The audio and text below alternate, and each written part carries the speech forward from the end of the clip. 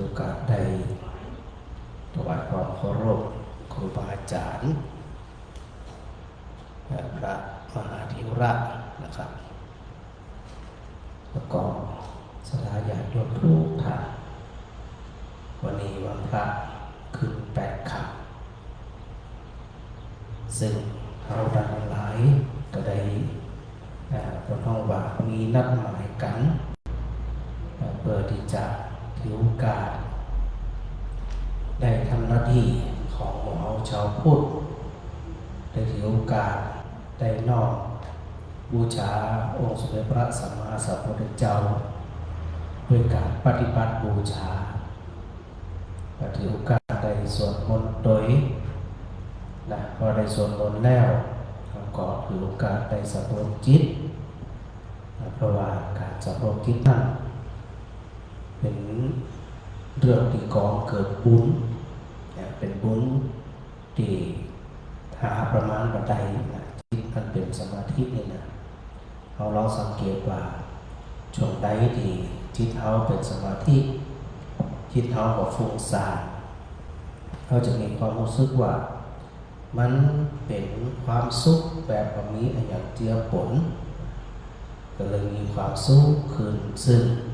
ถ้าเราทำมันจนจิตมันชอบจิตติดเป็นนิสัยเนี่ยต่อไปความทุกข์ความกังวลมันแบบมีโอกาสเขามานั่งอยู่ในใจเขาแน่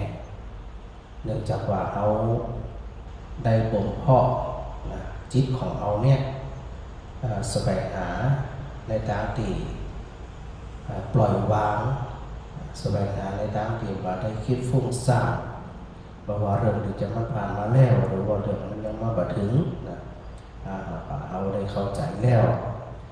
ก็นำมาประพฤติปฏิบัติในเบื้องต้นก็คือ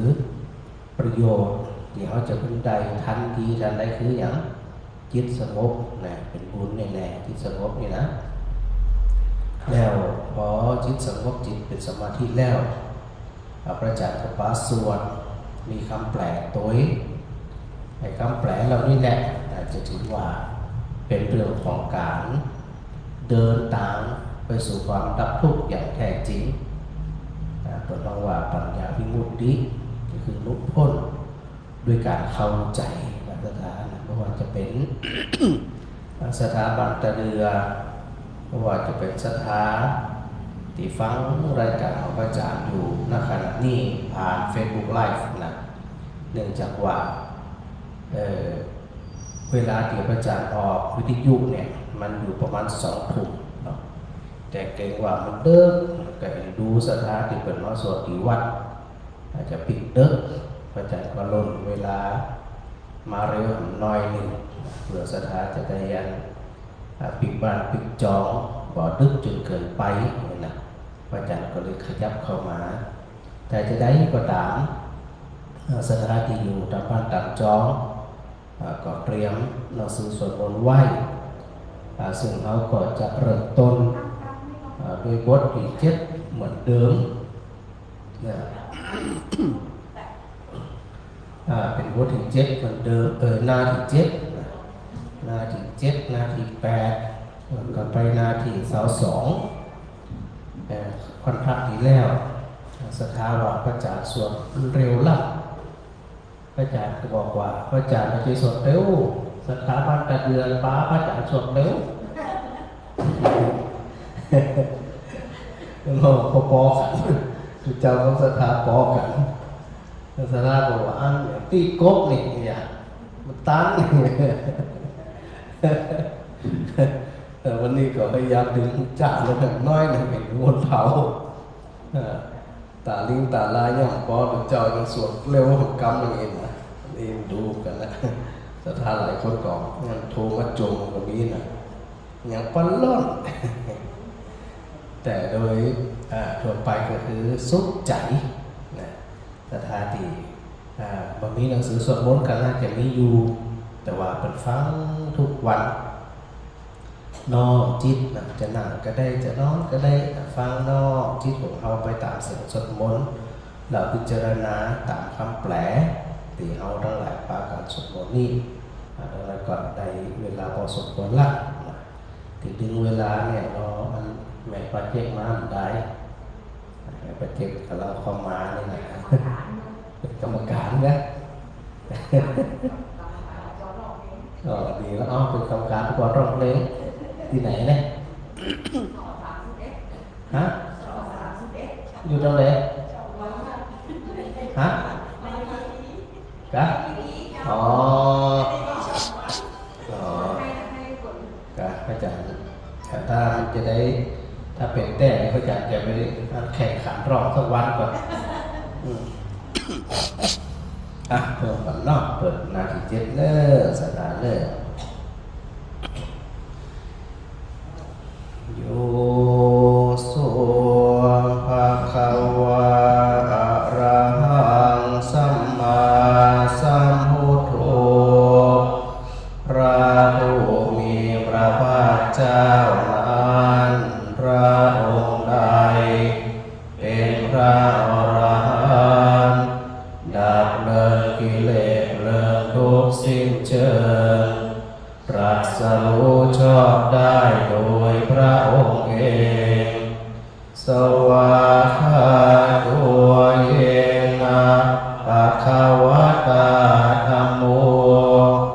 พระธรรมเป็นธรรมอันพระผู้มีพระภาคเจ้าพระองค์ใดตรัสไว้ดีแล้วสุปฏิปันโนยัสสะภะคะวะโตสาวกสังโฆพระสงฆ์สาวกของพระผู้มีพระภาคเจ้าพระองค์ใดปฏิบัติดีแล้วตามมะยังภะคะวันตังสัทธัมมังสัสสังฆังอิเมหิสักการเรยะถาระหังอาโรวชยามะข้าพระเจ้าทั้งหลายขอบูชาอย่างยิ่งซึ่งพระผู้มีพระภาคเจ้าพระองค์นั้นพร้อมทั้งพระธรรมและพระสงฆ์ด้วยเครื่องสักการะทั้งหลายเหล่านี้อันยกขึ้นตามสมควรแล้วอย่างไรสาธุโลอันเตภะคะวาสุธิราปารินิพพุทโธปิพระองค์ผู้เจริญพระผู้มีพระภาคเจ้าแม้ปรินิพพานนานแล้วทรงสร้างคนอันสำเร็จประโยชน์ไว้แก่ข้าพเจ้าทั้งหลายปาจิมาชนะตานุกรรมปัมมานาสาทรงมีพระหฤทัยอนุเคราะห์แก่ชุมชนเกิดมาภายหลังอิเมสการยทุกขตาปันนาตาอุเทปฏิคันหาตุมีพระภาคเจ้าจงรับเครื่องสักการะอันเป็นบรรณาการของคนยากทั้งหลายเหล่านี้อันหาตังกิขณตังกิตายาสุขายา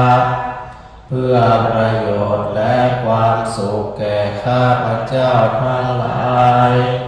ตลอดกาลและนานเถิดหน้าต่อไปหน้าที่8เริ่มอะระหังสัมมาสัมพุทโธภะคะวาพระผู้มีพระภาคเจ้าเป็นพระอรหันต์ดับเลิกกิเลสเลิกทุกข์สิ้นเชิงตรัสรู้ชอบได้โดยพระองค์เองพุทธังภะคะวันตัง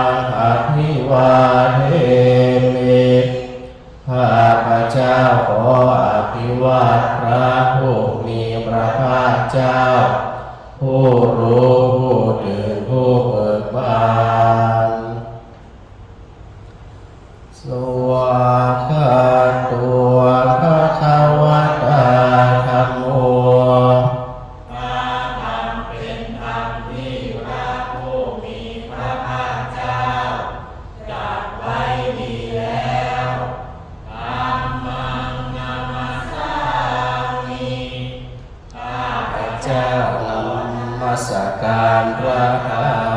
งสุปฏิปันโนภะคะวะโตสาวกสังโฆพระสงฆ์สาวกของพระผู้มีพระภาคเจ้าปฏิบัติดีแล้วสังฆังนะมามิข้าพเจ้าขอนอบน้อมพระสงฆ์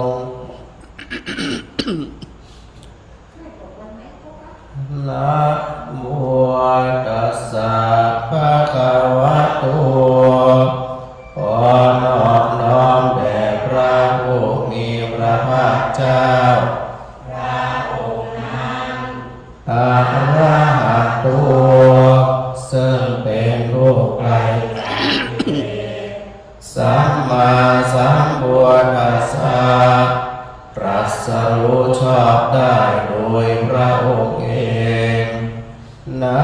โมตัสสะภะคะวะโตขอนอบน้อมแด่พระผู้มีพระภาคเจ้าพระองค์นั้นอะระหะโตซึ่งเป็นผู้ไกลจากกิเลสสัมมาสัมพุทธัสสะตรัสรู้ชอบได้โดยพระองค์เองนะโมตัสสะภะคะวะโตขอนอบน้อมแด่พระผู้มีพระภาคเจ้าพระองค์นั้นอะระหะโตซึ่งเป็นผู้ไกลจากกิเลส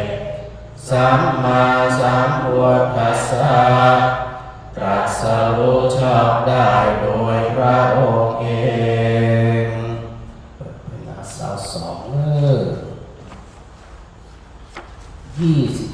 มาสถานะ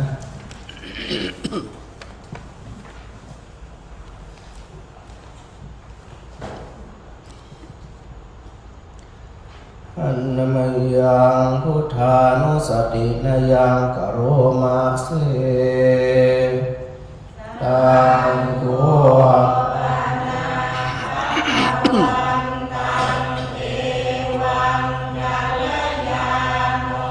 อิติสัตตัวอภคคตัวก็กิติศักดิ์อันงามของพระผู้มีพระภาคเจ้านั้นได้ฟุ้งไปแล้วอย่างนี้ว่าอิติปิโสภะคะวาเพราะเหตุอย่างนี้อย่างนี้พระผู้มีพระภาคเจ้านั้นอะระหังเป็นผู้ไกลจากกิเลสสัมมาสัมพุทโธเป็นผู้ตรัสรู้ชอบได้โดยพระองค์เองวิชาจารณะสัมปันโน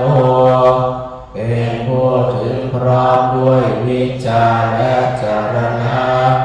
สุขโตเป็นผู้ไปแล้วด้วยดีโลกาวิทูเป็นผู้รู้โลกอย่างแจ่มแจ้งอนุตตรปุริสธรรมสารถิเป็นผู้สามารถฝึกบุรุษที่สมควรฝึกได้อย่างไม่มีใครยิ่งกว่าสัทธาเทวมนุษย์สานังเป็นผู้สอนของเทวดาและมนุษย์ทั้งหลายพุทโธเป็นผู้รู้ผู้ตื่นผู้เบิกบานด้วยธรรมภะคะวะเตเป็นผู้มีความจำเริญจำแนกคำสั่งสอนสัตว์ดังนี้อันมยังพุทธาภิคิติกโรมาเสพุทธวาระหันตวาระตาภิกขุนาภิยุตโตพระพุทธเจ้าประกอบด้วยบุญมีความประเสริฐแห่งอ รหันตบุตรเป็นต้นสุทธาทิยานะกรุณาหิสัมมาคัตตุมีพระองค์อันประกอบด้วยพระญาณและพระกรุณาอันบริสุทธิ์วันเดียสิวะสุชนะตังกัมลังวสุวโรพระองค์ได้ทรงประทานชนที่ดีให้เบิกบานดุจอาทิตย์กำบัวให้บานวันธามหากัมรณาศิรสาชิเมธังข้าพเจ้าไหว้พระชินสีห์ผู้ไม่มีกิเลสพระองค์นั้นด้วยเสียงกล้าวพุทโธโยสัพพปานินางสารนังเขมาโมตตมังพระพุทธเจ้าพระองค์ใดเป็นสารณะอันเกษมสูงสุดของสัตว์ทั้งหลายปัฏฐามานุสติทานังวันทามิตังสิเรนังข้าพเจ้าไหว้พระพุทธเจ้าพระองค์นั้นอันเป็นที่ตั้งแห่งความระลึกองค์ที่หนึ่งด้วยเสียงกล้าวพุทธาสาหัสมิทาโสวะพุทโธข้าพเจ้าเป็นทาสของพระพุทธเจ้า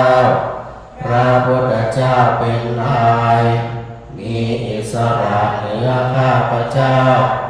พุทโธทุกขัสสะคาตาจาวิทาตาจานิตาสเม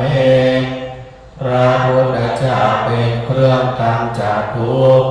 และทรงไว้ซึ่งประโยชน์แก่ข้าพเจ้าพุทธัสสะหังหิยาเทมิสริรังชีวิตังจิตังข้าพเจ้ามอบกายถวายชีวิตนี้แด่พระพุทธเจ้าวันทันโตหังกาลิสามิพุทธาเสวะสุขวทิตังข้าพเจ้าผู้ไหวอยู่จากพระพุทธธรรมซึ่งความตรัสรู้ดีของพระพุทธเจ้านาทิเมสารนังอัญญังพุทโธ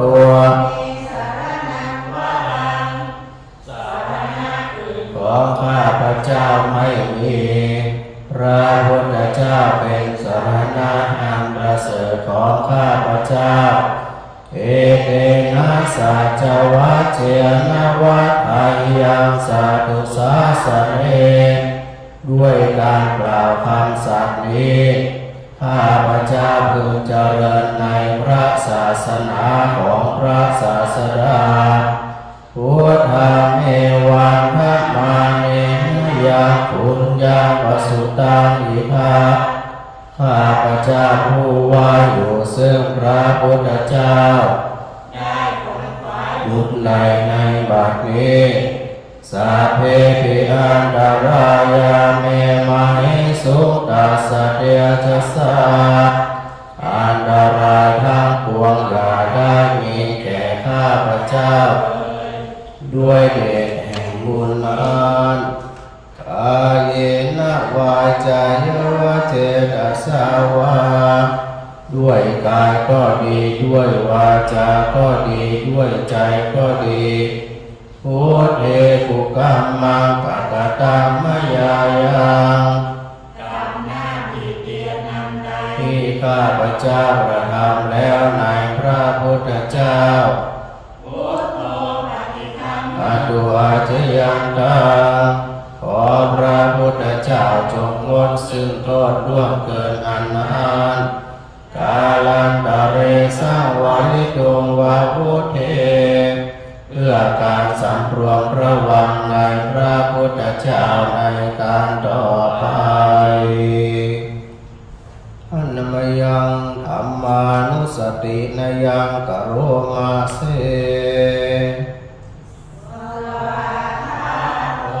ภะคะวะตาธัมโมพระธรรมเป็น ได้ตรัสไว้ดีแล้วสัพพิติโกเป็นสิ่งที่ผู้ศึกษาพึงเห็นได้ด้วยตนเองอากาลิโกเป็นสิ่งที่ปฏิบัติได้และให้ผลได้ไม่จำกัดการเอหิปัสสิโกเป็นสิ่งที่ควรกล่าวกับผู้อื่นว่าท่านจงมาดูเถิดโอปัฏฐานิโกเป็นสิ่งที่ควรน้อมเข้ามาใส่ตัวเวทิตาโภวิญโยหิติเป็นสิ่งที่ผู้รู้ก็รู้ได้เฉพาะตนดังนี้อันนมยังธรรมาภิกิติงกโรมะเส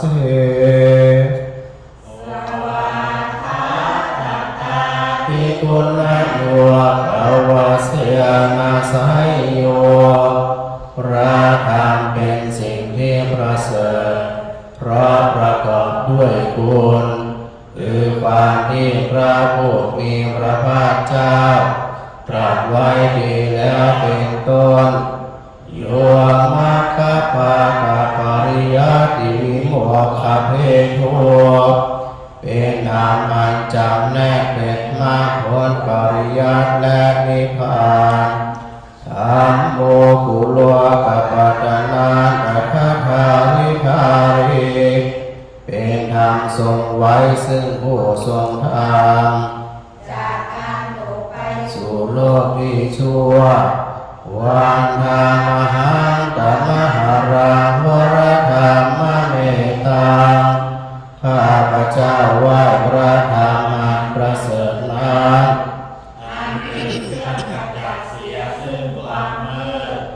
ธัมโมโยสัพพปานินางสารนังเขมานุตตมัง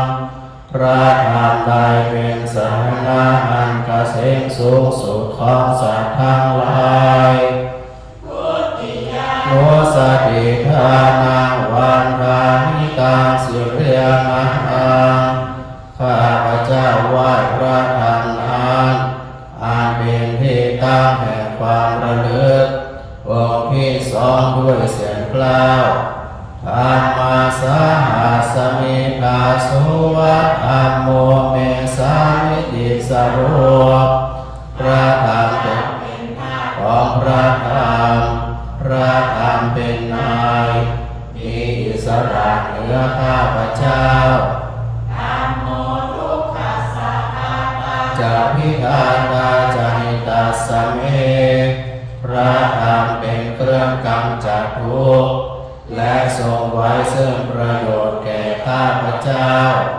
ธัมมาสหังยิญญาเตมิสาริรังชีวิตาทิทาข้าพเจ้ามอบกายถวายชีวิตนี้แด่พระธรรมวันทันโตหังธัมมาเสวะสุธรรมตังข้าพเจ้าผู้ว่าอยู่จากพระพฤติตามซึ่งความเป็นธรรมดีของพระธรรมนาติเมสรนังอัญญังธัมโมเมสรนังวรังสรณะอื่นของข้าพเจ้าไม่มีพระธรรมเป็นสรณะอันประเสริฐของข้าพเจ้าเอนะสัจวัชเชนะวัฏอายังสัพพุสาสเนโดยการกล่าวคำสัตย์นี้ข้าพเจ้าพึงเจริญในพระศาสนาของพระศาสดาธัมมาเมวันทมาเนยังปุญญังวสุตังอิทาข้าพเจ้าผู้ไว้อยู่ซึ่งพระธรรมได้ผลไปบุญใดในบัดนี้สัพเพปิอันตรายาเมมหิสุตัสสะเตชะสาอันตรายทั้งปวงอย่าได้มีแก่ข้าพเจ้าโดยแห่งบุญนั้นอาเยนะวาจายวะเจตสาวาด้วย จาก็ดีด้วยใจก็ดีอาเมปุกามังปะกะกามยายังกรรมหน้าที่เตียนอันใดที่ข้าพเจ้ากระทำแล้วในพระธรรมอาตุอาชยันตังขอพระธรรมจงงดซึ่งโทษล่วงเกินอันนั้นสาวัยตุวะธรรมเอเพื่อการสำรวมระวังในพระธรรมในการต่อไปอันมยังสังขานุสตินยังกโรมาเสสุปฏิปันโนภะคะวะโตสาวกสังโฆสาวกของพระผู้มีพระภาคเจ้า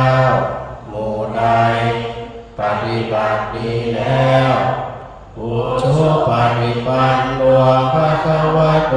สาวกสังโฆ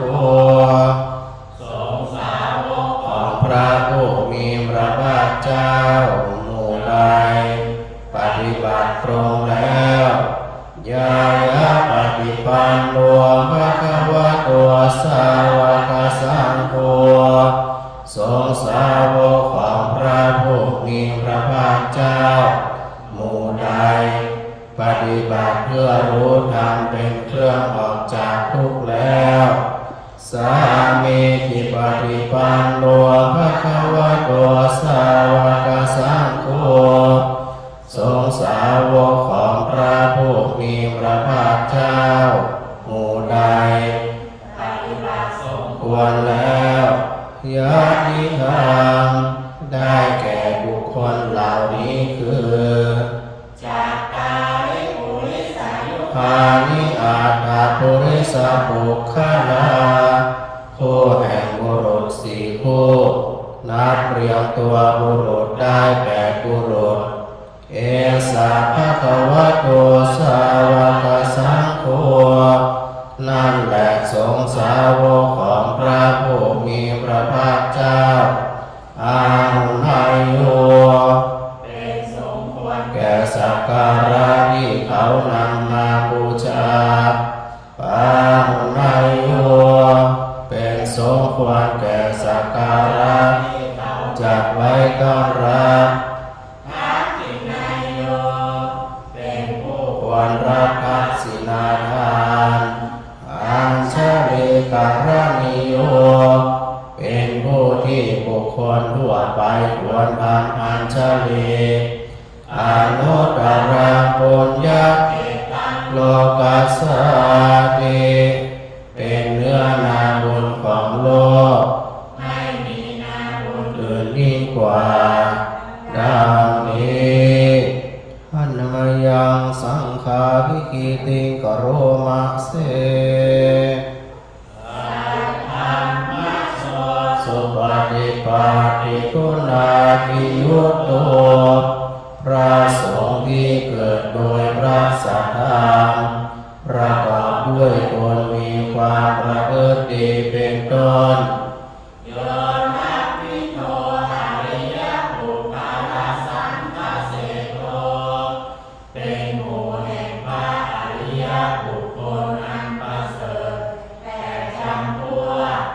ศีลาธิธรรมะภวราสยกายจิตโตมีกายและจิตอันอาศัยธรรมมีศีลเป็นต้นอันบวรวันธามหันตมริยานาคนาสุทังข้าพเจ้าไหว้พระอริยเจ้าเหล่านั้นอันบริสุทธิ์ด้วยดีสังฆโยสัพพปานินางสัรนังเขมมุตตมังพระสงฆ์ผู้ใดเป็นสรณะอันเกษมสูงสุดของสัตว์ทั้งหลายตาปิยานุสติธานังวันทานิกาสิริยานัง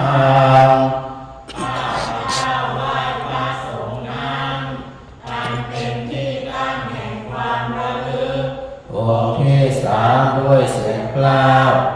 สังฆาสาหัสมิกาโสวะสังโฆเมสามิกิตโรเป็นทาสของพระสงฆ์พระสงฆ์เป็นนายมีอิสระเหนือข้าพเจ้าสังโฆทุกขัสสะคาตาจะวิทาตาจะหิตาสเมเป็นเครื่องกำจัดทุกข์และทรงไว้ซึ่งประโยชน์แก่ข้าพเจ้าอิยาเมมิสริรังชีวิตาจิตังข้าพเจ้ามอบกายถวายชีวิตนี้แด่พระสงฆ์วันหันโตหันจเรสา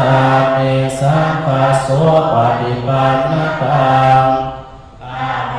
ผู้ว่าอยู่จากพระพุทธตามซึ่งความปฏิบัติดีของพระสงฆ์อิเมสรณังอัญญังสังโฆเมสรณังวรังสรณะอื่นของข้าพเจ้าไม่มีอันประเสริฐของข้าพเจ้าเอนะสัจวัชเชนะวัฏฐายังสัตตุสาสเนด้วยการกล่าวคำสัตย์นี้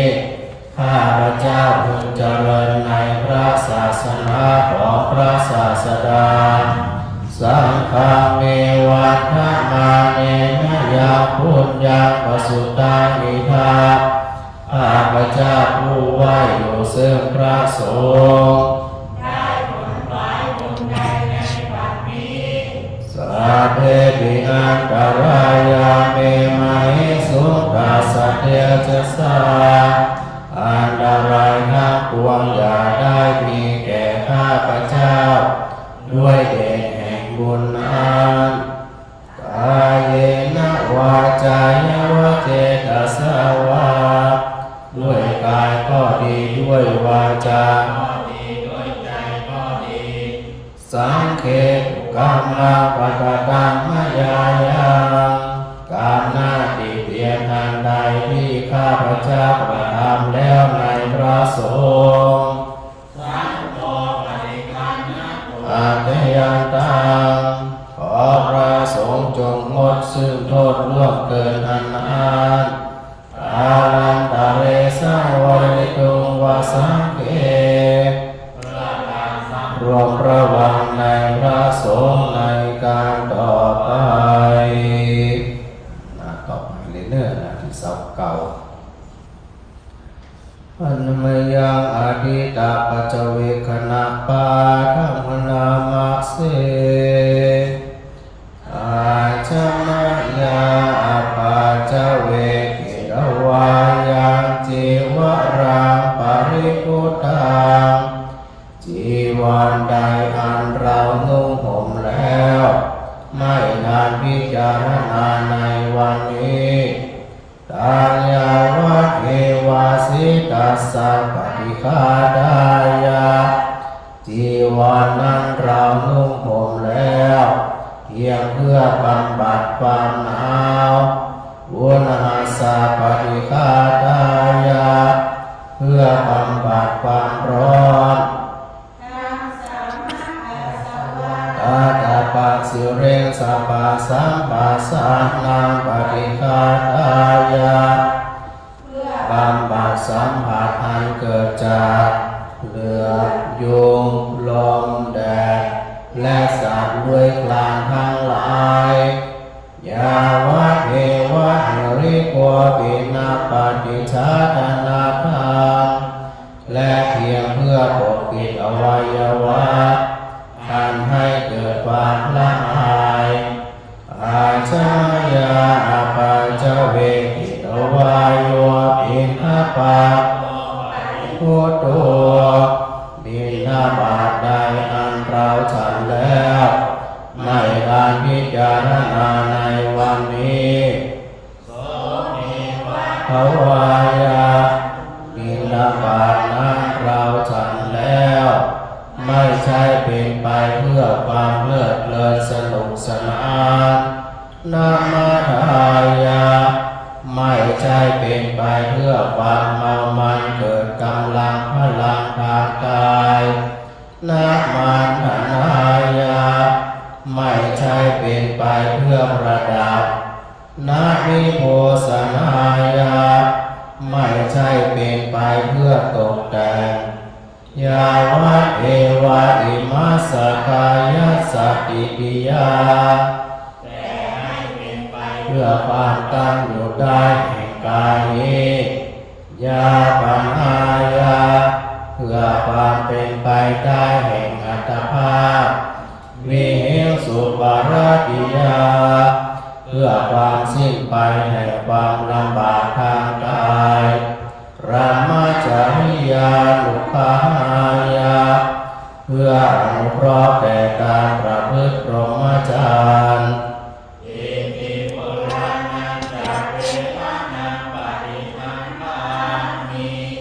ด้วยการทำอย่างนี้เราย่อมระงับเสียได้ซึ่งทุกขเวทนาเก่าคือความหิวนาวันจะเวทนานาอุปาเทสมิและไม่ทำทุกขเวทนาใหม่ให้เกิดขึ้นยาราจเนภวิสติอนาวัตชาติ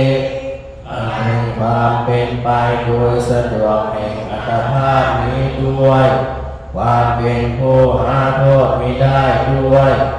และความเป็นอยู่อย่างผาสุกด้วยจากนี้แก่เราดังนี้อันนั้นอาจมยาอาปาจเวกิตวายังเสนาสนะปริพุทธังเสนาสนะใดอันเราใช้สอยแล้ว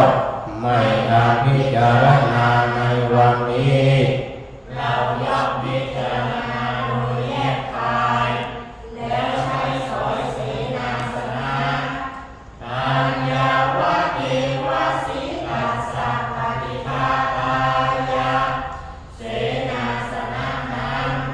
เราใช้สอยแล้วเพียงเพื่อบำบัดความหนาวอุณหัสสะปฏิภาคายะเพื่อบำบัดความร้อน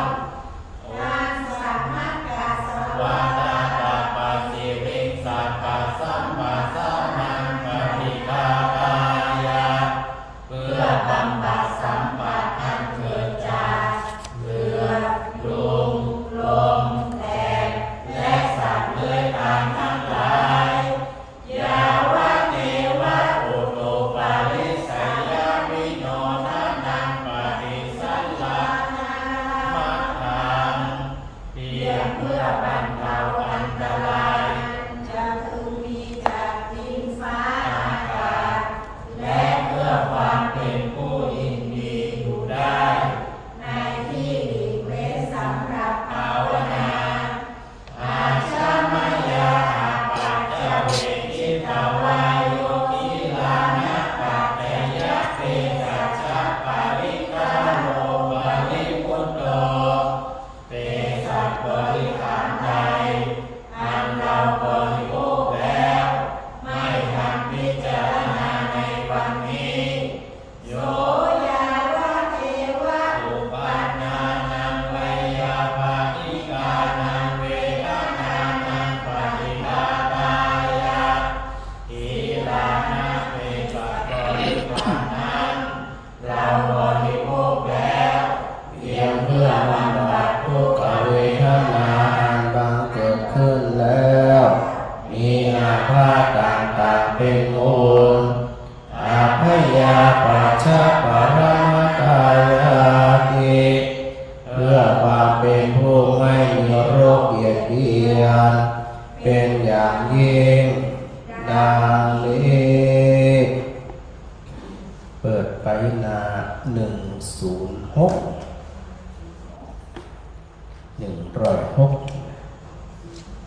เปิดเอาว่าเป็นปฐมพุทธภูฐานคาถา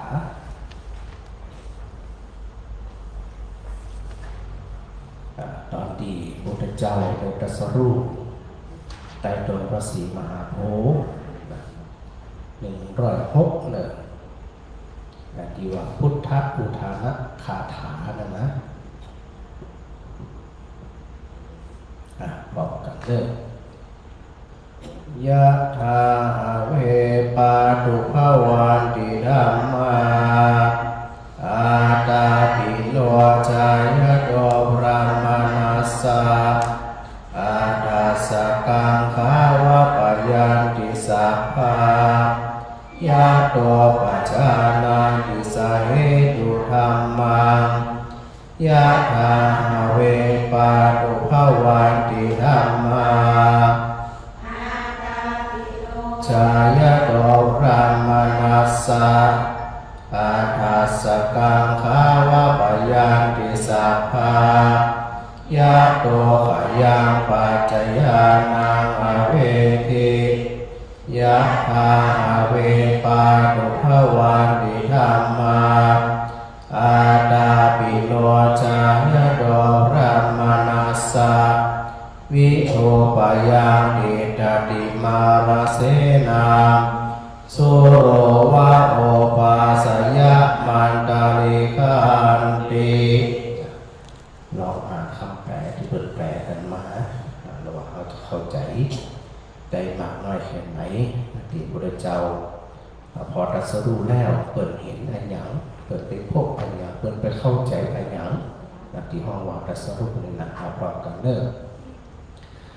เมื่อทำหลักเมื่อทำทั้งหลายคืออริยสัจทั้งสี่ปรากฏชัดแก่พระผู้มีความเพียรเพ่งอยู่ด้วยฌานและปัญญาเมื่อนั้นความสงสัยทั้งปวงของพระนั้นย่อมอันตรธานหายไปเพราะพระนั้นมารู้แจ้งธรรมว่าอวิชชาเป็นต้นเหตุให้เกิดมีสังขารอันเป็นต้นเหตุให้เกิดกองทุกข์ทั้งปวงเมื่อใดธรรมทั้งหลายคืออริยสัจทั้งสี่ปรากฏชัดแก่พระผู้มีความเพียรเพ่งอยู่ด้วยฌานและปัญญาเมื่อนั้นย่อมอันตรธานหายไป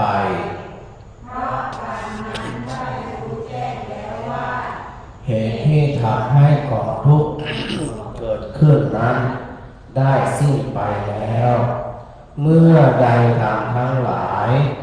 คืออริยสัจทั้งสี่ปรากฏชัดแก่พระผู้มีความเพียรเพ่งอยู่ด้วยฌานและปัญญาย่อมกำจัดเสนามารให้พินาศไปเสียได้ย่อมดำรงจิตอยู่ด้วยความรู้แจ้งสว่างโปร่งประดุจดังพระอาทิตย์ทำให้อากาศในท้องฟ้าสว่างจากนั้นแหละสถาเอามาปรับทำความเข้าใจที่พระพุทธเจ้าบอกเมื่อทำทั้งหลายคำทั้งหลายก็คือทุกสิ่งทุกอย่างนะทุกสิ่งทุกอย่างเมื่อได้ก็ตามติอริยสัจทั้งสี่หูตุหูเหตุเกิดแห่งตุหูความดับตุแล้วก็หูผลตามไปสู่ความดับตุนี่นะคนนั้นมีความเพียรเพ่งอยู่โดยฌานและปัญญาอย่างที่อันประจักษ์นี่อยู่เสมอว่าอยู่ๆเขาจะเข้าใจเลยเนี่ยมันได้แต่พุทธเจ้าบอกว่าปรากฏชัดแก่พราหมณ์ผู้มีความเพ่งอยู่ด้วยฌานและปัญญาคือจะต้องมีความเพียรอยู่เสมอด้วยฌานก็คือกำลังแห่งสมาธิเอาจริงเอาจังบ่ท้อแท้บ่ท้อถอยด้วยปัญญาด้วยความเข้าใจนี่นะแล้วก็เหมือนนั่นความสงสัยของทุกคนนั่นแหละย่อมหายไปเพราะอย่างเพราะหูแจ้งจะไปลืมว่าหูแจ้งเนี่ยอย่างเราอยู่ในวิหารเนี่ยเขาเปิดเขาปิดไฟอยู่ทึ่งห้องเสียงอย่างเดินไปกับอันตรายตกนี้เมื่อมารู้แจ้งถ คือรูสว่างเห็นหมดคันใดอยู่ตั้งใดเนี่ยเดินคนใดกับบอกว่าขึ้นคันใดกับบอกว่าเพราะมันแจ้งเปิ้นว่ามารู้แจ้งซึ่งถามว่าอวิชชาเป็นต้นเหตุให้เกิดมีสังขารเป็นต้นให้เกิดกองทุกข์ทั้งปวงอวิชชาคืออวิชชาคือความบ่ฮู้อวิชชาคือความมืดบอดมันมืดอย่างที่ว่าเนี่ยมันบ่ฮู้เรื่องเพราะมันบ่ฮู้มันคิดไปสักพักเนี่ยนะคิดไปสักพักลาปักงูกามันลาไปอันหย่ำไม่กามันลาไปหย่ำพ้นกาแล้วก็คิดไปสักพักนะกลัวเพราะอย่าง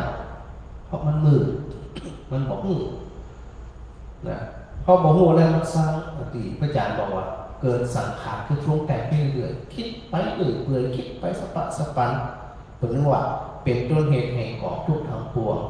นั่นถ้าเปิดว่าถ้าเห็นแจ้งเนี้ยกับมันมืดเองจะได้เหรอเปิดไฟให้กันนะครับถ้ามีไฟมีไฟฟ้าดับถ้าจะอยู่สูงมืดก็จ่ายไม่ขีดมีแปมโซ่มียุดไปกับแยกอย่างนี้หรอกนะแล้วประเดี๋ยวนี้สมัยกับมีไฟฉายไฟฉายในโทรศัพท์มันก็จะว่าจะได้ถึงเดินตามน้ำมือหลักนะถ้าสว่างกับบอกหัวละที่นี่นะหูละอันไหนเป็นอะไรอย่างบางคนเดินไปจะได้ว่าถูกงูคบติ๊กกับคบติ๊กกับมันไปเรื่อยมันแบบซองไฟฉายมันแบบตามเตียนมันแบบตามขี้ไตก็อันตรายกับอย่างนี้จะเพชรไปปองสปะสปันชีวิตเขาก็เช่นเดียวกันบางทีเนี่ยเขาก็เหมือนกับคนตาบอดเนี่ยนะคนอยู่ในกี่มือเพื่อมองเรื่องไผ่นินทานอนอดอะไรหรอกเป็นเฟื่องเป็นไฟแต่หูเขาว่ามาแน่แสดงหูว่าแต่เขาฝากมา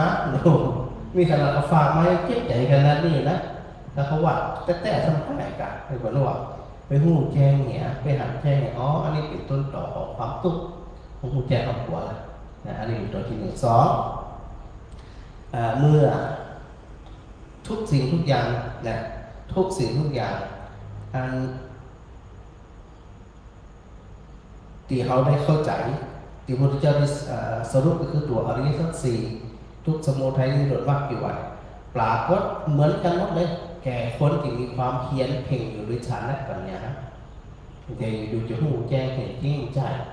เห็นแล้วเพียงแหมเพียงเนี่ยมาสวดมนต์โดยพระอาจารย์คือภาษามันนี่คือสอนสักเตียมันถูกแชร์สักเตือนสมมตินี่นะเอาละเนี่ยแสดงว่าความเพียรเขาเปิดถึงก็คืออย่างมันเอาแบบได้เนี่ยเขาเอาแบบได้ไปไหวละเข้ามาชาร์จคือตัวเพลงเอาจริงเอาจังบ่ลดบ่ละมันจึงก่อนเกิดปัญญาใดแล้วความสงสัยทั้งปวงของพรามย่อมอันตรายไปเพราะหู้แจ้งชัดว่าเหตุที่ทำให้ของทุกข์ทั้งปวงเกิดขึ้นหมดไปแล้วพุทธเจ้าตัวอย่างถึงเหตุแห่งของทุกข์ก็คืออย่างตัณหาคือความอยากดีอยากเด่นอยากชนะอยากเป็นอย่างทุกสิ่งทุกอย่างเลยนะซึ่งจิวความอยากมันย่อมเป็นผลตามที่ก่อเกิดความทุกข์ใดที่พุทธเจ้าบอกเพราะตัณหา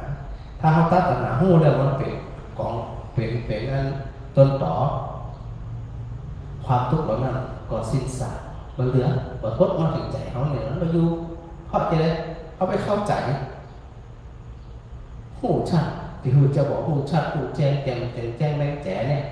มันบ่เหลือหรอละนะแล้วก็สุดท้ายอันถามเราไขก็ตามที่มีความเพียรเพ่งอยู่ด้วยฌานและปัญญาโคตรที่ดูถึงเนี่ยย่อมกำจัดมารและเสนามารใดย่อมดำรงจิตอยู่ด้วยความหูแจ้งสว่างโปร่งเหมือนนี้เหมือนพระอาทิตย์อุทัยความมืดอยู่ไปตราบใดที่พระอาทิตย์ขึ้นมาเมื่อใดพระอาทิตย์ขึ้นมาความมืดอยู่บ่ได้เอาเดินไปได้ละทีสบายหันคือสิ่งกุอยากเนี่ยที่ใดที่ว่าเอาปลุกตัวสติปัญญาเกิดขึ้นในใจเขาว่าเขาไปหันความจริงโดยประกาศมันบอกว่ามันก็แค่นั้นแล้วมันก็แค่นั้นแต่ปัญหาคือเขาบ่ได้แค่นั้นเอาไปมาตัวเขาเป็นตัวสร้างเนี่ยสร้างตุกเนี่ยนะบางทีคนอื่นสิ่งอื่นเหตุการณ์อื่น มันเป็นแค่องค์ประกอบนิดหน่อย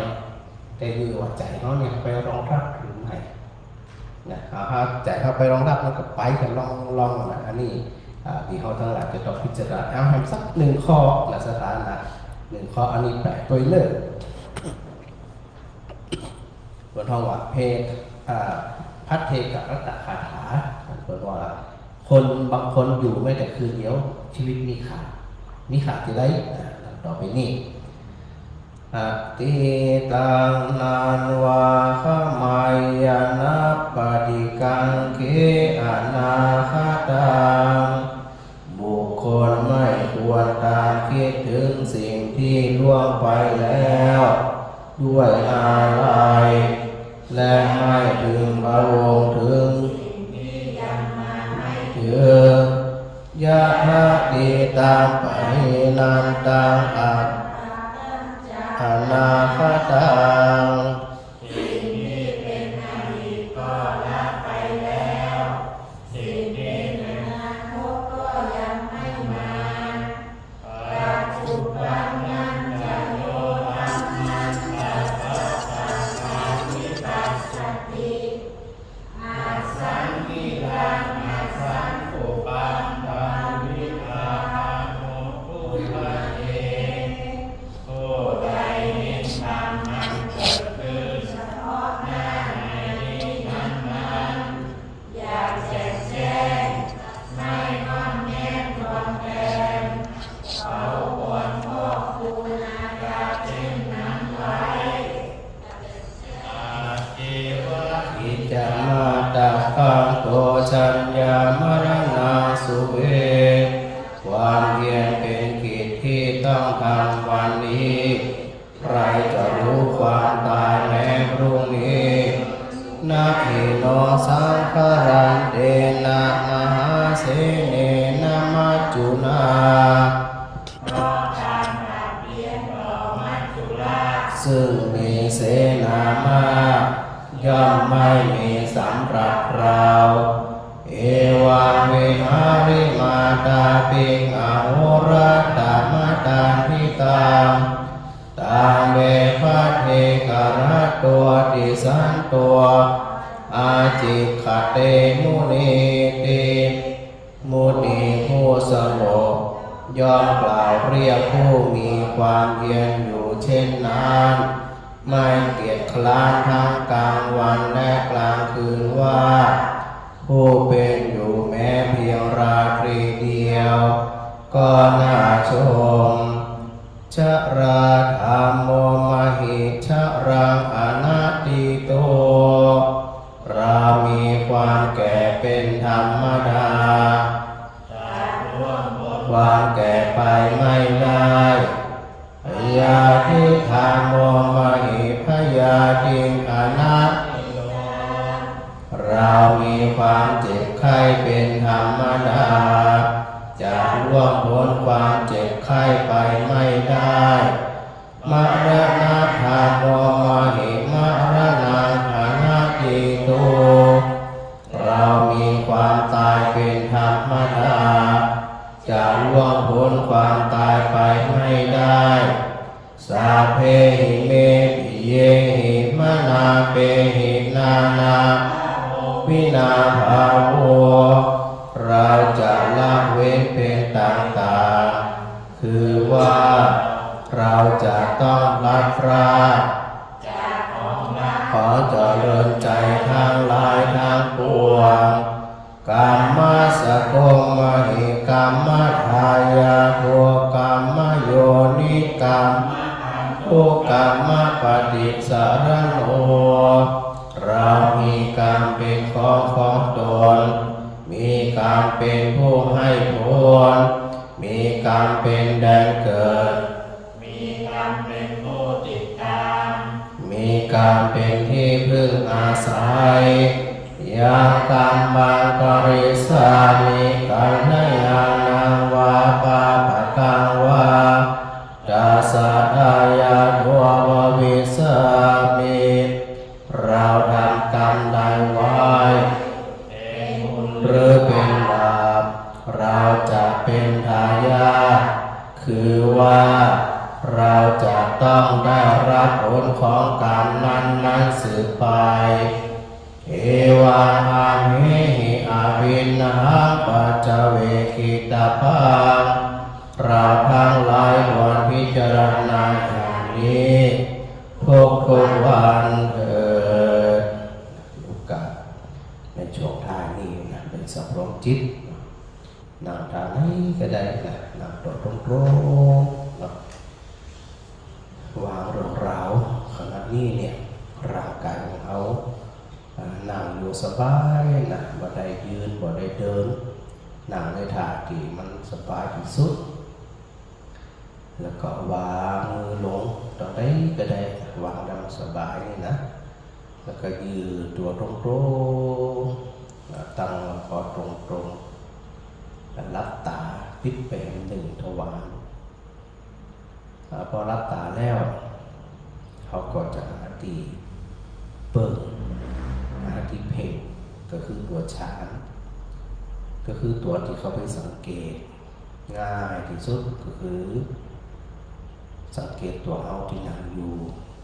สังเกตนี้เลยว่าเขานั่งอยู่ขณะนี้เนี่ยอยู่ตัวตรงก็ว่านั่งหลังงอนั่งอันกลม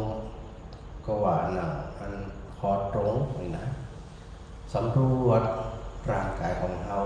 อย่างชัดๆเลยว่าเขานั่งอยู่ขณะนี้ก็คือว่าเขานั่งอยู่นิสินโนวานิสินโนมานิติปชานาติ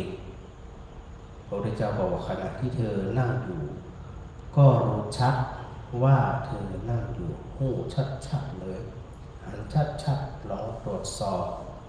สังเกตร่างกายของเขาที่นั่งอยู่ขณะนี้เนี่ยนะกำหนดเบาๆกำหนดสบายกำหนดเล่นๆนะดูเฉยๆบ่ได้แบกบ่ได้หามบ่ต้องไปคลางเคร่งบ่ต้องไปเครียดกับมันทำหน้าที่เอาสติเข้าไปดูไปสังเกตไปใส่ใจในร่างกายของเขาเขาจะสำรวจร่างกายโดยภาพรวมว่าเขานั่งอยู่หรือเขาจะสังเกตร่างกายของเขาเนี่ยจากบนศีรษะไหลลงไปศีรษะกาไถ่ทอยกาไหล่กาหลังกาเอวกาขากาเข่ากาปลายเท้ากาเขาก็ก่อยไหลไปทีละน้อยละน้อยละน้อยละน้อยสิ่งสำคัญก็คือเขาไปดูชัดๆว่าร่างกายที่เขานั่งขณะนี้มันนั่งอยู่ทางไหนมันเป็นจะใดอาศัยความสงบขณะหนึ่งเพื่อเขาทำทั้งหลายให้ได้สัมผัสจิตพยายามทำของเขานั่นเป็นหนึ่งนะจิตเป็นหนึ่งมาได้จิตจะมีพลังทันที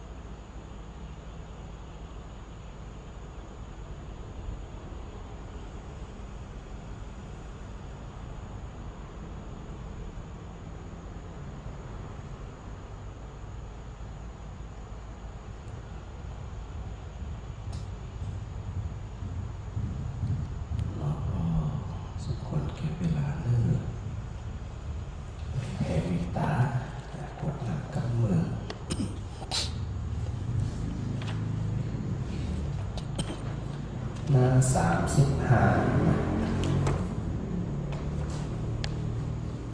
ผลงานแบบปืนเมืองเหนือเนาะหน้า35จาก35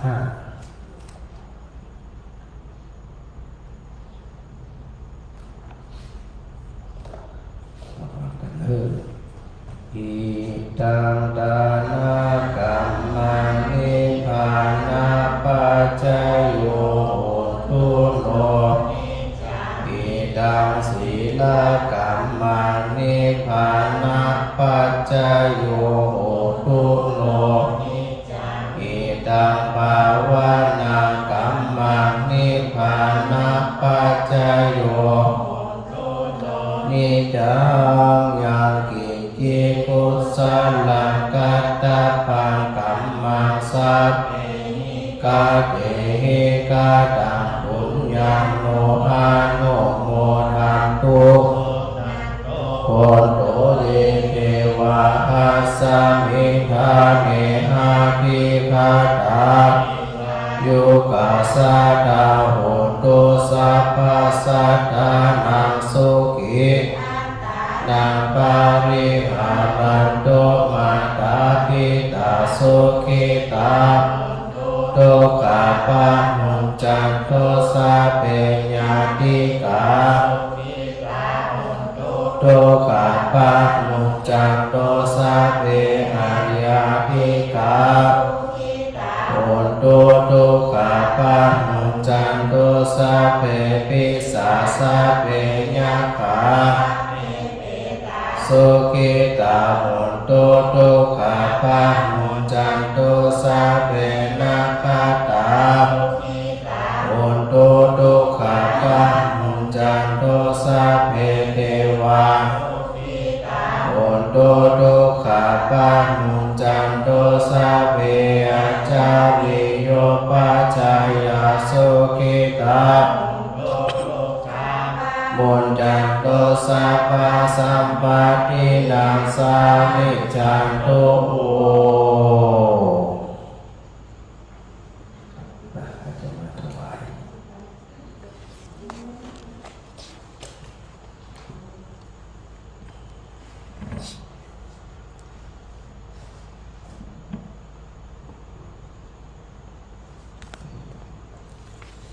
วันนี้มา700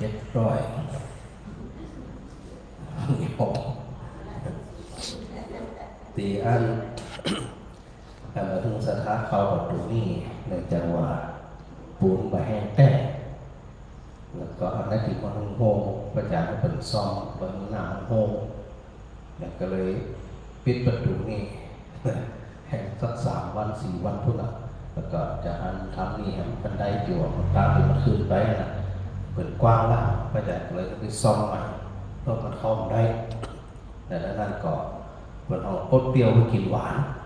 มาทนเอาอย่างน้อยหนึ่งนะถ้าเอาไปเหยียบไปหยาบตอนนี้เกิดมันบัดทนขึ้นมาที่หมดเงินไปหลายตังค์แล้วเนาะรอสักน้อยหนึ่งว่าอาจารย์เลยเข้าทั้งนี้เป็นลักก็ทั้งนี้มันได้เข้ามาทางไหนแล้วก็นั่นในจริงๆรถเครื่องก็ได้อยู่แต่ในโจกำลังฉากใหม่ไปใน2-3 วันเนี่ยวันพรุ่งนี้เห็นว่าจะมาภาพแต่งที่ห้องกันประจานปั๊บก่อนมันงานประเสริฐสมบูรณ์เดิมสถานอาจจะเงือกว่าประจานปิดประตูแล้วไปติ๊กเวลาคุณเจ้าปิดวัดละคุณอันสถานละใกล้แต่เขาเก่งเพราะว่าเดี๋ยวมันจะมีปัญหาระยะยาวเนาะก็เลยปรับไปในทางเนาะแม่สมสอนมาคนแรกในวันนี้นะสมสอนยศเสียนะฮะกายโยมสุภาพไปมาก่อนแม่สมสอนมาก่อนเลยโยมสุภัทราสุภาวัฒนชัยโยมสุธีราปาติเจ้าแล้วก็แม่สมทวีโยมสมทวินดวงปิตาแล้วก็แม่มนทิราจรลีโยมภูมิพรสันติวงศ์งามแล้วก็อันนี้มาสุดท้ายก็ว่าเขียนสุดท้ายแม่ที่มาครูสกุลนี่นะเขียนสุดท้ายแต่มาก่อนโยมมันภูมิพรโยมเพิ่งมาทีหลังมา สะสมแต่บุญไว้นะแน่นะพระอาจารย์นั้นไผ่มาทักเนี่ยพระอาจารย์จะไปมีโปรโมชั่นในรางวัลป้าแอลวัดศรีชัยภูมิกันขนาดที่คงมีเปลี่ยนบรรยากาศเนาะเอาโอกาสกันช่วยกันปาดไม่วัดศรีชัยภูมินี่ไม่นะสักปะนะครับใหม่นักส่วนปูทุมวันก็ได้ท่อนไปหาสักน้อยเดี๋ยวก็จัดเนี่ยปลาหมูเจ้าแบบเนี้ยสตาร์ปลาแบบเนี้ยวางเป็นชุดนี่นะเป็นเครื่องที่ได้ลดราคาฮะว่าฝนฟ้าอ้อยกับยังจะปลูกขึ้นโอเคเดี๋ยวตอนนี้พระอาจารย์กำลังหาราคาอยู่นะเครื่องขัดอ้อยอย่างหน้าห้อนนี่นะขัดอ้อยหวานใส่น้ำแข็งเย็นๆนี่นะพัตเตอร์โรสนะฮะนี่หลาก็ฝากปลูกไว้นะครับกันก็ปลูกกระต่ายปลูกต้องพูดกับปนมัวหนักอะไรบุญแม่แม่ปัญหาคือมันหยาบกว่าเขาเนี่ยแบบนี้ละเป็นอย่างนั้นไปอันกับปอดกันเลยยุโทโธปันโตดีโลวันโตปฏิปานโตสุขสัตตาตาเมธามิสุขาโสวะดีกัจจติอายุทัตโตพลังวันนาสุขันจะปฏิปานโตทีรายุจัสสวะโหติยตายตุปปัจจติติภวัตุสัพพะมังคลังรักขันสัพพะเทวตาสัพพะพุทธานุภาเวนะสัพพะธัมมานุภาเวนะสัพพะสังฆานุภาเวนะสัทธาโสธีภะวันตุเตไว้พระพร้อมกันเนออะระหังสัมมาสัมพุทโธภะคะวาพุทธัง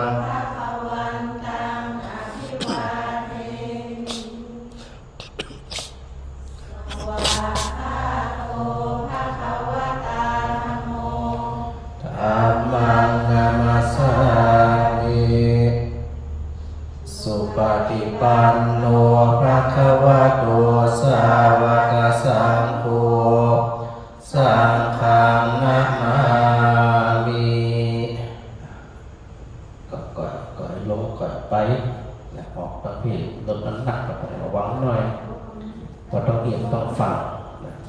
เย็นๆส่วนสถานที่อันฟังพระอาจารย์อยู่ที่ตั้งบ้านกับหลายคนเข้ามาสวดกับพระอาจารย์รัตนเตือก็เป็นอย่างเดียวพระอาจารย์ก็จะเอาเทปเก่าของวันนี้ในตอนเริ่มต้นเนี่ยมาเปิดถึงสถานกรรมหนึ่งเนาะวันนี้พระอาจารย์เริ่มที่ท่าน1:15 นาทีวันที่นะจะเร็วหน่อยหนึ่งเดี๋ยวก็สลับไปเปิดเทปของวันนี้สถานเลิก